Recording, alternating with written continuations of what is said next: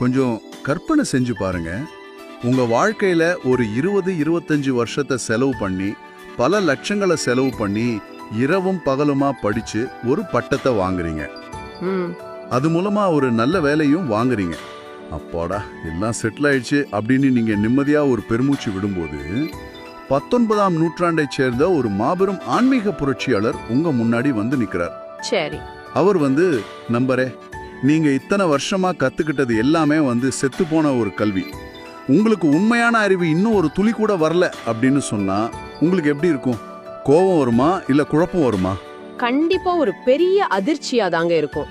ஏன்னா நாம எதை நம்மளோட அடையாளம் அப்படின்னு இத்தனை வருஷமா கட்டி காத்துட்டு வரோமோ அதோட ஆணி வேறைய அந்த ஒரு வரி அப்படியே அசைச்சு பார்த்துடுது.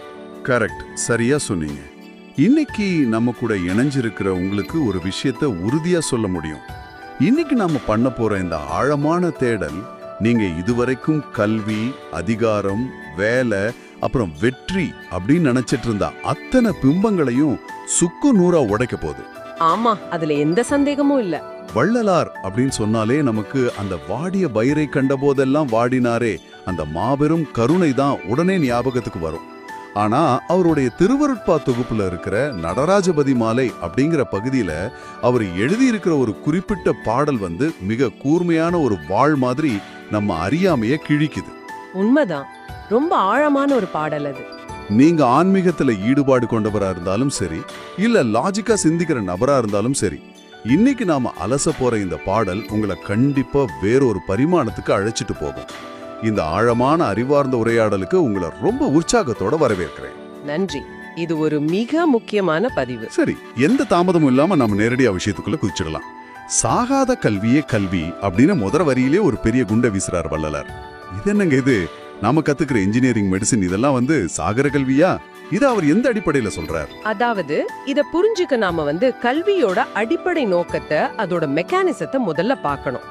இப்போ நீங்க ஒரு சாஃப்ட்வேர் இன்ஜினியரா இருக்கீங்கன்னு வச்சுக்குவோம். சரி. நீங்க ஒரு 10 வருஷத்துக்கு முன்னாடி கத்துக்கிட்ட ஒரு கோடிங் லாங்குவேஜ் இன்னைக்கு வழக்கத்துல இருக்காது. நீங்க புதுசா ஒண்ணு கத்துக்கணும். ஆமா, அப்டேட் பண்ணிட்டே இருக்கணும். எக்ஸாக்ட்லி. இல்ல ஒரு டாக்டரா இருந்தா கூட புது புது நோய்கள் வரும்போது பழைய ட்ரீட்மெண்ட் எல்லாம் காலாவதி ஆயிடும்.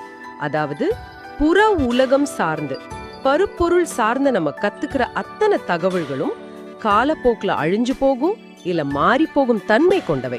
ஓ, அதனாலதான் அது ஒரு சாகிற கல்விங்கிறாரா? ஆமாங்க, அவை எல்லாமே அப்டேட் செய்யப்பட வேண்டியவை. இதையே தான் வள்ளலார் சாகாத கல்வி அல்லது அழியும் கல்வி அப்படின்னு சொல்றார்.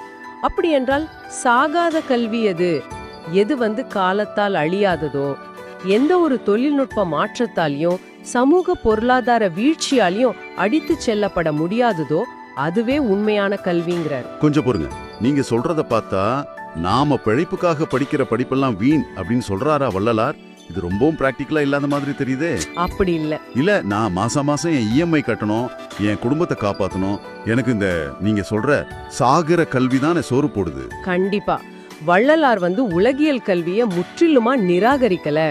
அது பிழைப்பிற்கானது அப்படிங்கறது அவருக்கு நல்லாவே தெரியும். ஆனா அதையே கல்வியின் உச்சம் அப்படியும் நீங்க நம்பி ஏமாந்திடக்கூடாதுன்னு தான் அவர் எச்சரிக்கிறார். ஓ, அதுதான் லிமிட் நினைச்சிடக்கூடாது.